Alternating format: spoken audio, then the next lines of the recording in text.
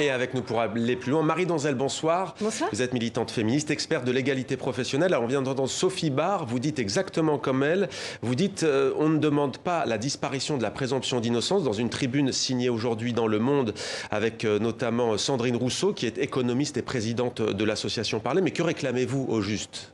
Alors en fait, on réclame deux choses. La première chose que l'on réclame, c'est par exemple de sortir du présumé victime. C'est un terme qui n'existe pas en droit, qui est devenu une espèce d'habitude dans les médias de dire victime présumée. Non, il y a un mot qui est très simple, qui s'appelle plaignant, plaignante.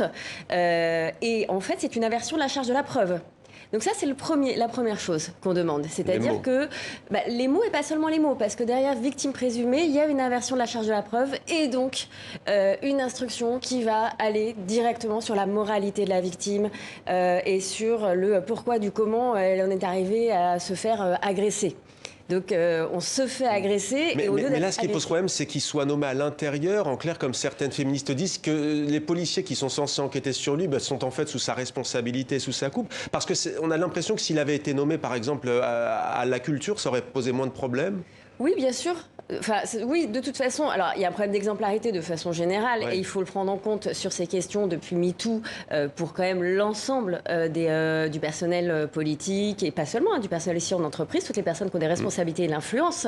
Mais oui, on a quand même un petit problème avec le fait que le patron de la police soit visé par des enquêtes et lui-même reconnu, d'ailleurs à une époque, là il se dit victime de chasse à l'homme, mais à une époque il a reconnu avoir eu des comportements inappropriés, peut-être sans en avoir conscience.